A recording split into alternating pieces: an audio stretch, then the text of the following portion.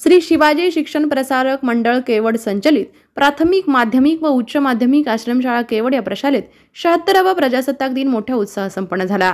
प्राथमिक, माध्यमिक, उच्च माध्यमिक आश्रमशाळा केवड या प्रशालेमध्ये 26 जानेवारी 76वा प्रजासत्ताक दिनानिमित्त कार्यक्रमाचे अध्यक्ष माढा रोटरी क्लबचे संस्थापक अध्यक्ष डॉक्टर सोमेश्वर टोंगळे, प्रमुख पाहुणे डॉक्टर सुभाष पाटील, डॉक्टर विकास मस्के, सोलापूर जिल्हा सराफ असोसिएशनचे अध्यक्ष श्री प्रमोद भैया वेदपाठक, LICचे सर्वेसर्वा दीपक जगताप, संस्थेचे संस्थापक अध्यक्ष महारुद्र मामा चव्हाण यांच्या हस्ते ध्वजारोहण व प्रतिमेचे पूजन संपन्न झाले।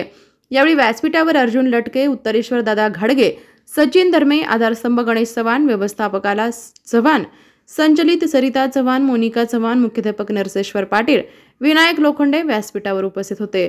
26 जानेवारी प्रजासत्ताक दिन ध्वजारोहण निमित्ताने प्रशालेतील अनेक विद्यार्थ्यांनी आपले मनोगत व्यक्त केले।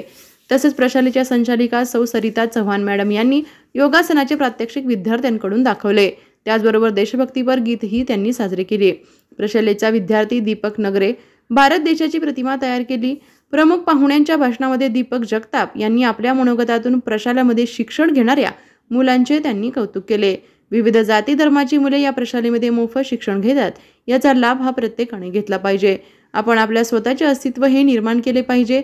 त्यांनी त्यांच्या भाषणातून मुलांना भारत देश स्वतंत्र झाला, ज्यांनी आपल्या प्राणांची आहुती दिली त्यांच्याबद्दल त्यांनी विद्यार्थ्यांना मोलाचं असं मार्गदर्शन केलं।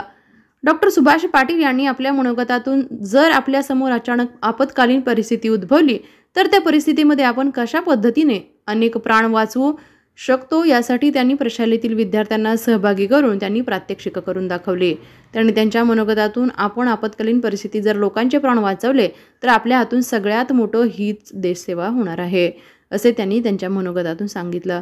अध्यक्षीय भाषणात डॉक्टर सोमेश्वर टोंगळे यांनी आपली बदलती जीवनशैली हे आपल्या आयुष्यामध्ये कशी घातक ठरू शकते, आपला आहार कसा असला पाहिजे, आपली दिनचर्या कशी असली पाहिजे, आपले आयुष्यमान कमी होण्यासाठी कोणत्या गोष्टी घातक आहेत ते आपण कशा आपल्या जीवनातून काढून टाकल्या पाहिजेत, यासाठी त्यांनी मोलाचं मार्गदर्शन केलं।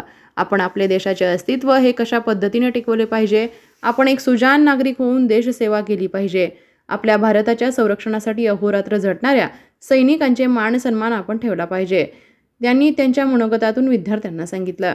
या कार्यक्रमाचे सूत्रसंचालन सौ गीतांजली राऊत मॅडम, प्रास्ताविक श्री प्रकाश जाधव सर, आभार प्रदर्शन सौ सरिता चव्हाण मॅडम यांनी केले। यावेळी पालक, प्रशालेतील सर्व शिक्षक, शिक्षकेतर कर्मचारी उपस्थित होते।